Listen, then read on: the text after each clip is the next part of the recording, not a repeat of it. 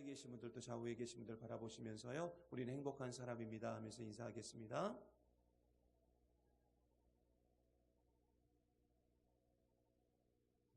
우리는 행복한 사람인 줄 믿습니다.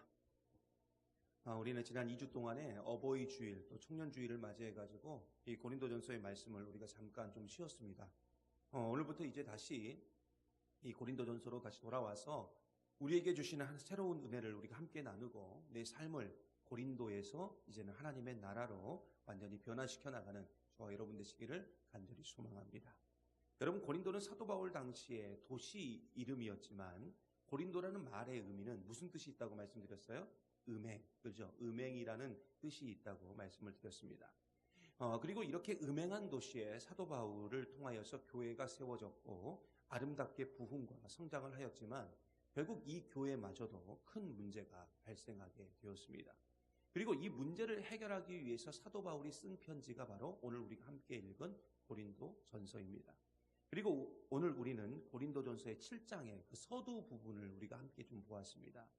여러분, 고린도전서는 총 16장으로 이루어져 있는데요. 특히 7장에서 16장까지 있는 내용은 고린도 교회 교인들이 사도 바울에게 질문한 내용에 대한 답변서 형식으로 취해져 있습니다.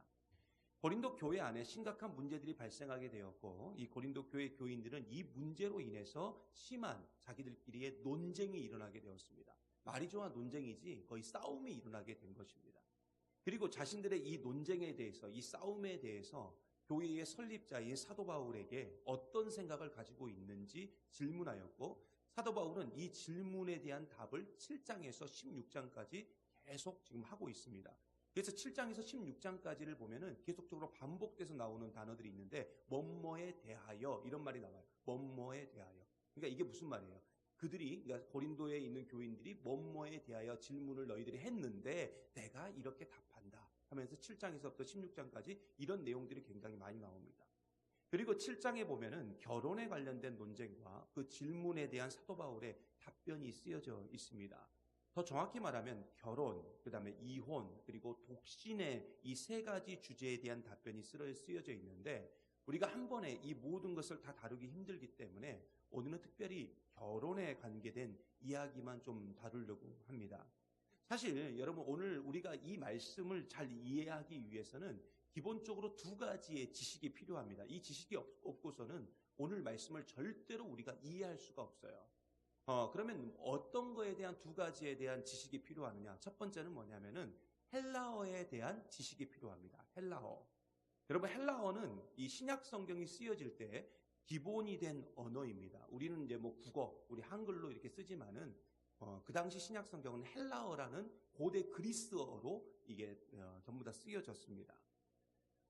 여러분, 예전에도 제가 이 말씀을 드렸는데 이 헬라어는 신학교에서 헬라어를 배울 때 헬렐레 하면서 미쳐버린다 할 정도로 어려운 언어다. 제가 예전에 말씀을 드린 적이 있어요. 참 어려운 언어가 헬라어입니다. 그래서 우리가 오늘 이 짧은 시간에 이 어려운 언어를 다 배울 수는 없고 오늘 말씀과 관련된 아주 문법적인 내용만 보면 여러분, 헬라어에는 문법적으로 인용문이 없어요. 인용문이라는 게 뭐예요? 어떤 다른 사람의 말이나 글을 갖다가 내가 쓰는 거죠. 그래서 누가 그랬는데 하는 그 인용문이 이 헬라어에는 없습니다. 문법적으로. 제가 설교를 작성할 때도 설교 말씀을 인용하거나, 그러니까 예를 들어서 어떤 설교 말씀을 인용하거나 아니면 어떤 성경 말씀을 인용할 때 제가 거기다가 따옴표를 써요. 꼭 따옴표를. 그래서 그걸 굵게 처리해 놓고 이건 제 말이 아니고 다른 사람의 말이라는 것을 제가 이렇게 체크를 해 놓는데 여러분, 이게 일반적으로 우리가 사용하는 문법적인 방법이죠. 그런데 헬라어에는 이 따옴표가 없어요. 이 따옴표가. 그래서 사도 바울 당시에는 이게 당연하게 그렇게 됐으니까 모든 사람들이 쉽게 이해하고 넘어갔지만 오늘날 우리가 가지고 있는 이 문법적인 이해로 사도 바울의 서신서를 헬라어로 볼 때 그 인용문이 하나도 없는 것처럼 보일 수 있다는 거죠. 인용문이 있는데도 따옴표가 없다 보니까 이게 인용문인지 인용문이 아닌지 우리는 알 수가 없는 거예요. 사도 바울 당시의 사람들은 알 수 있는데도 우리는 알 수가 없는 거죠. 그래서 이 일로 인해 가지고 이 성경을 해석할 때 심각한 오류들이 발생을 하게 되는 겁니다. 여러분 오늘 말씀 1절 한번 보겠습니다. 우리 1절 말씀 같이 봅니다. 시작. 너희가 쓴 문제에 대하여 말하면 남자가 여자를 가까이 아니함이 좋으나. 자 보세요. 이게 지금 사도 바울이 쓴 성경이잖아요. 근데 사도 바울이 이렇게 써놨는데 여러분 우리가 이것을 그대로 읽으면 어떤 느낌이 들어요? 사도 바울은 마치 남자가 여자를 가까이 하면 안 된다라고 사도 바울이 주장하는 것처럼 보일 수가 있습니다. 그래서 우리가 이 성경을 어떻게 해석하는 분들도 있냐면, 그래서 남자와 여자는 가까이 하면 안 된다. 같이 앉으면 안 된다. 남자와 여자는 한 공간에 있으면 안 된다. 심지어 어떤 분은 남자와 여자는 결혼하면 안 된다. 이것이 성경의 진리이고, 고린도전서 7장 1절 보지 않았냐? 거기에 사도 바울의 명령이다. 이렇게 생각할 수 있지만 여러분 이건 잘못된 해석입니다. 오늘 말씀 1절에 남자는 여자를 가까이 아니함이 좋으나 라는 이 말은 사도 바울의 말이 아니고 인용문이에요. 인용문.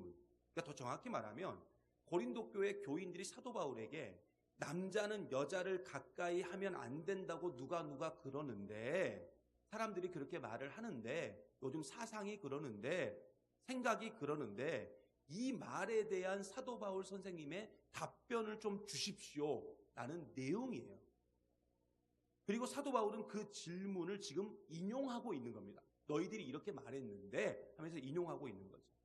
결국 사도 바울은 한 번도 남자와 여자가 가까이 하면 안 된다라고 말한 적이 없어요. 그래서 우리는 헬라어의 이 문법적인 이해를 어느 정도 하고 오늘 말씀을 봐야 오해가 생기지 않는 것입니다. 그리고 우리가 두 번째로 갖춰야 될 지식이 있는데, 그게 뭐냐면은 고린도 전서가 쓰여질 당시의 그 사상과 철학을 좀 알고 있어야 돼요. 그래야 오늘 말씀을 이해가 될 수가 있습니다. 여러분 제가 이전에도 좀 말씀드렸듯이 사도 바울 당시에 이 기본적인 사람들에게 갖고 있었던 기본적인 사상과 철학이 있었는데, 그게 뭐였냐면 이원론이라고 제가 말씀드렸어요. 이원론. 여러분 이원론이라는 것은 쉽게 말하면 영은 깨끗하지만 뭐는 악하다는 거예요. 육체. 이 육체는 악하고 더럽다라고 말하는 게 이원론입니다. 그리고 이 사상과 철학으로 인하여 당시에 두 개의 철학 학파가 생겨났고, 이게 사도행전에도 그대로 나오죠. 이 두 개의 철학 학파가 생겨났는데, 쾌락주의를 추구하는 에피쿠로스 학파와 금욕주의를 추구하는 스토아 학파가 생겨났습니다. 쾌락주의를 추구하는 에피쿠로스 학파는 영은 깨끗하고 육체는 악하고 더러우니까 더럽고 악한 육체는 마음대로 굴려도 된다. 그냥 쾌락을 즐겨도 된다. 이 육체로. 그건 죄가 아니다. 방탕한 생활을 해도 이건 죄가 아니다. 왜? 이건 내 영이 하는 게 아니라 뭐가 하는 거니까요. 이 악하고 더러운 육체가 하는 거니까. 몸이 하는 거니까 괜찮다라고 말했어요. 그리고 이 방탕함이 결국 교회 안까지 들어와서 교회가 음행의 소굴로 변해버렸다라고 제가 말씀을 드렸습니다. 또한 이 쾌락주의와 함께 또 어떤 주의가 있었냐면 금욕주의자들이 있었어요. 이건 스토아 학파인데요. 금욕주의를 주장하는 스토아 학파가 있었는데, 이들은 육체는 악하고 더러우니까 이 육체를 쳐서 복종하게 만들어야 된다라고 생각했어요. 그래서 이들은 뭘 추구했느냐? 말 그대로 금욕을 추구했고, 고린도 교회 안에서도 이러한 사람들이 생겨나기 시작했습니다. 물론 우리는 방탕함보다는 사실 금욕이 훨씬 더 좋다고 생각할 수 있지만, 고린도 교회 안에서 금욕주의를 따르던 교인들은 오늘 말씀 1절에도 나와 있는 것처럼 결혼을 반대했어요. 결혼하면 안 된다. 왜? 남자와 여자가 가까이 하면 안 되니까. 그래서 결혼하면 안 된다. 만약 결혼을 했다면 이혼해라. 심지어 그랬어요. 결혼했다면 이혼해라. 그리고 이혼하기 싫으면 배우자와 부부관계 하지 마라. 그리고 네 남편, 네 아내 손도 대지 마라. 이렇게 얘기했어요. 그리고 교인들은 그걸 따랐다고요. 그리고 7장에 있는 이 말씀, 그러니까 7장에 있는 이 말씀은 바로 이 금욕주의 문제로 인한 질문이었고, 거기에 대한 사도 바울의 답변이었다고. 그래서 오늘 말씀 이 두 가지를 우리가 딱 이해하고 가야 오늘 말씀이 다 이해가 되는 거죠. 여러분, 우리가 기본적으로 한번 생각해 보세요. 기본적으로 생각해 봐도, 여러분 우리가 아무리 금욕주의가 좋다 할지라도 우리가 금욕주의로 간다고 해가지고 결혼한 사람이 이혼을 해야 되고, 이혼하기 싫으면 사랑하는 남편이나 아내에게 손도 대지 말라고 한다면 여러분 이게 정상입니까? 물론 금욕주의자들은 이 결혼 자체를 반대한 거예요. 결혼 자체를.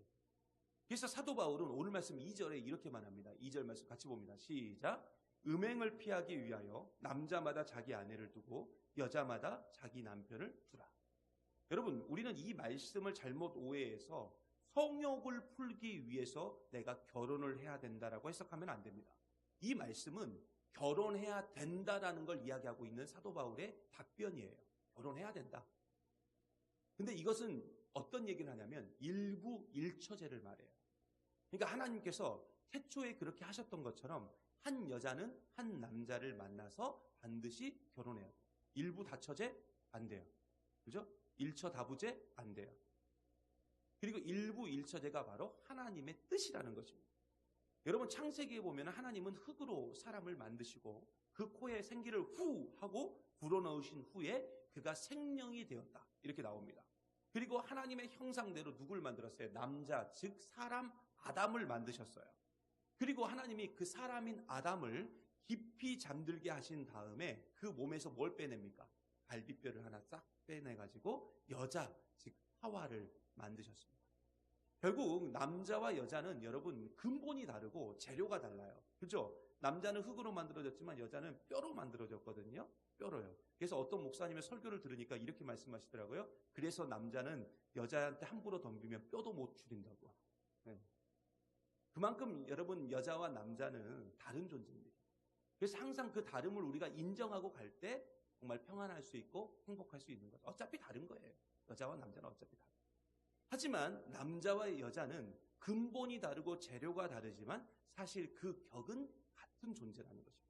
그래서 아담이 하와를 처음 딱 본 순간 뭐라고 말했어요? 아, 이 사람은 나의 돕는 배필이다. 이런 것을 한 번에 알아본 다음에 한 말이 내 뼈 중에 뼈요, 내 살 중에 살이다. 이렇게 고백한 겁니다.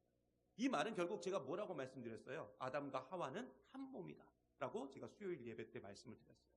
그리고 이 사실은 장차 예수님과 예수님의 신부인 이 교회가 어떻게 하나가 되고 어떻게 구원을 이루어가는지를 잘 설명하고 있는 것이 바로 아담과 하와의 만남이고 부부관계라는 거죠.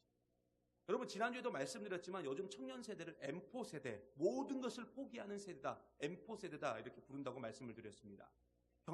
경제적인 문제로 인해 가지고 모든 것을 포기한다고 해서 M4 세대라고 부릅니다. 그런데 이 포기에는 심지어 뭐도 들어가느냐? 결혼도 들어가 있어요. 그러니까 결혼도 포기하는 거예요. 경제적인 문제가 있으니까 결혼도 포기하는 거죠. 여러분, 예전에 한번 생각해 보세요. 예전에는 당연히 결혼했어요. 그죠? 당연히 결혼했어요. 왜 내가 결혼해야 되는가라는 질문이나 의심을 가져본 사람은 거의 없습니다. 그냥 20살이 넘으면 나는 결혼해야 돼. 저희 할머니, 증조할머니 세대는 한 15살 정도 되면은 그냥 당연히 결혼해야 돼. 이렇게 다 생각하면서 사셨어요. 가난하다는 이유로 나는 결혼 못해라고 생각하시는 분은 아무도 없었습니다.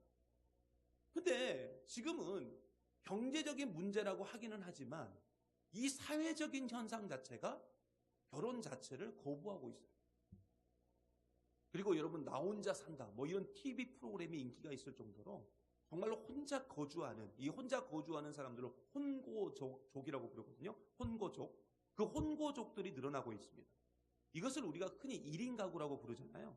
그래서 여러분, 요즘에 주택 부족 문제가 굉장히 좀 심각하게 사회적 현상으로 일어나고 있는데, 그래서 어떤 분들이 그래요. 앞으로 인구가 줄어들 거니까 주택 부족 문제가 자연스럽게 해결될 것이다. 이렇게 말하는데, 미래학자들은 그렇게 말하지 않더라고요. 미래학자들은 뭐라고 말하냐면 앞으로 1인 가구가 너무나도 많아지기 때문에 오히려 주택이 부족하면 부족하지 늘어나지는 않을 것이다.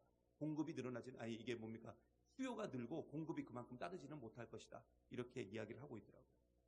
그렇다면 여러분, 왜 이런 현상들이 일어나고 있을까요? 우리는 이것을 사회학적 관점에서 해석하지 말고 예수를 믿는 사람답게 여러분, 이 현상을 영적으로 좀 해석을 해야 돼요. 영적으로. 여러분, 결혼은요, 하나님이 만드신 법칙입니다. 그리고 하나님의 뜻에 따라 한 남자와 한 여자가 만나서 가정을 이루어서 자녀를 낳고 땅에 충만하고 정복하고 다스려야 되는데, 사탄이 이 모든 것을 방해하고 있는 거예요. 그래서 가장 기본이 되는 두 가지를 건드는 겁니다. 첫 번째는 뭐냐면 독신이고, 두 번째는 뭐냐면 동성애예요. 이걸 못하게 만들려고 두 가지를 건든 겁니다, 사탄이.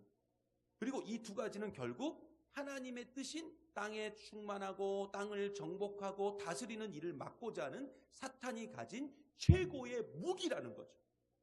그러므로 여러분, 한 남자와 한 여자가 만나서 결혼하는 일은 하나님의 뜻을 이루는 일이고 우리가 오히려 사탄을 공격하는 최고의 무기가 될 수 있는 줄 믿습니다. 그렇다면 왜 사탄은 한 남자와 한 여자가 만나서 가정을 이루는 그 결혼을 왜 자꾸만 막으려고 할까요? 여러분, 결혼에 대한 원리가 나온 에베소서 5장 29절에 보면은 이렇게 증거하고 있습니다. 우리 같이 한번 보겠습니다. 시작. 누구든지 언제나 자기 육체를 않고 오직 양육하여 보호하기를 그리스도께서 교회에게 함과 같이 하나니. 아멘. 여러분, 에베소서 5장에 있는 후반부에 있는 이 내용들은 결혼에 관계된 부부관계에 대한 이야기거든요. 근데 갑자기 뜬금없이 지금 뭐가 등장해요? 그리스도, 교회, 이런 단어가 갑자기 등장합니다. 그리고 에베소서 5장 31절과 32절 한번 보겠습니다. 5장 31절 32절 같이 봅니다. 시작. 그러므로 사람이 부모를 떠나 그의 아내와 합하여 그들이 한 육체가 될지니 이 비밀이 크도다. 나는 그리스도와 교회에 대하여 말하노라. 아멘. 그럼 이상하죠? 아니, 지금 부부관계를 얘기하면서 갑자기 사도 바울이 계속 그리스도와 교회 이런 이야기를 하고 있어요. 결국 여러분, 부부관계의 그 의무, 그러니까 남편은 아내에 대한 의무, 아내는 남편에 대한 의무를 다하는 것, 그리고 서로 사랑하는 것에 대해서 이야기를 하다가 사도 바울은 지금 그리스도와 교회에 대한 사랑의 이야기로 결론을 맺고 있는데, 결국 왜 이런 이야기를 하냐면 한 남자와 한 여자가 만나서 결혼을 해서 이루어진 부부관계는 단순한 부부관계가 아니라 예수님의 사랑을 배우고 교회가 무엇인지를 배울 수 있는 가장 가치 있는 관계가 바로 부부관계라는 거예요. 그래서 부부관계는 굉장히 중요한 관계이고 절대로 깨지거나 나뉘어지면 안 되는 관계이고, 물론 우리의 타락한 본성으로 인해 가지고 이 부부관계 속에서 그리고 결혼 생활을 통해서 많은 갈등이 존재할 수 있지만, 그리고 그것을 부정할 수 있지만, 그래도 그 부부관계를 계속 이어가라는 것입니다. 사랑으로, 의무를 다함으로 가라는 거죠. 사실 저희 부부도 엄청 싸워요. 엄청 싸웁니다. 많이 싸워요. 뭐 안 싸울 것 같죠? 엄청 싸웁니다. 하루에 수없이 싸워요. 예. 거의 같이 있는 시간이 많다 보니까. 예, 신방 다니고 뭐 이렇게 같이 있는, 항상 싸웁니다. 근데 여러분, 싸우면서 뭐 한다 그래요? 싸우면서 크는 거예요. 예, 싸우면서, 어른이든 아이든 싸우면서 크는 거죠. 여러분, 사실 모든 관계를 통해서 우리는 하나님의 은혜를, 이런 부부관계를 통해서 싸우면서 크더라도 이런 부부관계를 통해서 우리는 하나님의 은혜를 사모하게 되고, 서로 부부간에 갈등이 있음을 통해서 또 하나님의 은혜를 소망하게 되고 하나님의 사랑을 우리가 배워갈 수 있다는 것입니다. 그리고 사람은 싸우면서 아는 거죠. 사람은 믿을 수 없구나. 그렇죠? 내 남편, 내 아내 보면서 사람은 믿을 수 없어. 그리고 가끔가다 싸우면서 내 타락한 본성이 막 툭툭 튀어나오잖아요. 그렇잖아요. 싸우다 보면 나도 나중에 막 내 입을 막 치고 싶은 막 후회한 말도 하잖아요. 내가 아까 왜 그런 말을 해가지고, 그래서 나중에 화해하려고 그러면 좀 쑥스럽고 그런 거 있지 않습니까? 왜 그런 말을 해가지고. 근데 그런 모습을 보면서 또 자신의 연약함도 발견하게 돼요. 또 이런 모든 것을 보면서 그래, 세상은 타락했어. 세상은 안 좋아. 하면서 진저리를 느끼면서 주여 어서 오시옵소서 하면서 마라나타를 외치게 되고. 그러니까 부부관계를 통해서 충분히 우리가 모든 것들을, 그 하나님의 사랑, 하나님의 은혜, 그 모든 걸 다 느낄 수 있다는 거죠. 그러므로 사랑이 식었다고, 나랑 맞지 않다고, 행복하지 않다고, 여러분, 그 관계가 깨져버린다면 이건 더 이상 교회를 향한 예수님의 사랑을 우리가 배우지 않겠다는 것과 똑같을 수도 있다는 것입니다. 그러므로 여러 가지 사회적인 현상들이 이렇게 나타나는 이유는 뭐냐면 결국 사탄의 공격 때문에 나타나고 있다는 것입니다. 그래서 오늘 말씀 3절과 4절에 보면 이렇게 증거하고 있습니다. 오늘 말씀 3절과 4절 같이 봅니다. 시작. 남편은 그 아내에 대한 의무를 다하고 아내도 그 남편에게 그렇게 할지라. 아내는 자기 몸을 주장하지 못하고 오직 그 남편이 하며 남편도 그와 같이 자기 몸을 주장하지 못하고 오직 그 아내가 하나니. 아멘. 결국 남편과 아내는 서로에게 뭘 다해야 되느냐? 의무를 다해야 돼요. 의무를. 그리스도께서 교회를 위해서, 그리고 교회가 그리스도를 위해서 의무를 다하듯이 남편과 아내는 서로에게 의무를 다해야 된다는 것입니다. 그래서 오늘 말씀 5절에 사도 바울이 뭐라고 말했냐면은 분방하지 말라 이렇게 이야기하고 있어요. 분방하지 말라. 기도한다는 이유로도 분방하지 말라고 이야기하고 있습니다. 특별한 사정으로 인하여 어쩔 수 없이 기도를 해야 돼서 분방을 하겠다면 내 남편과 내 아내와 합의 후에 하라고 말하고 있습니다. 그리고 사도 바울은 6절에 뭐라고 말해요? 이것은 허락이요 명령이 아니다 이렇게 말하고 있어요. 그러니까 사도 바울이 말한 것은 분방을 각방을 원리로 삼지 말고 합의하에 한시적으로 하라고 말하고 있는 것입니다. 결국 사도 바울은 뭘 지금 이야기하고 있느냐? 부부간에 분방을 금지하고 있어요. 여러분 군대에 가면은 군인들이 많이 하는 말이 있습니다. 여자친구가 뭘 거꾸로 신어요? 고무신. 요즘은 이제 하이힐을 거꾸로 신는다. 예전에 제가 그 군교회에서 한 2년 반 정도 목회를 한 적이 있었거든요. 근데 군교회에서 목회를 할 때 가장 많이 한 상담 중에 하나가 뭐냐면 연애 상담이에요. 뭐 그 또래 아이들이 다 그러니까요. 근데 그 연애 상담 중에 대부분이 뭐냐면 목사님 여자친구가 헤어지자고 해요.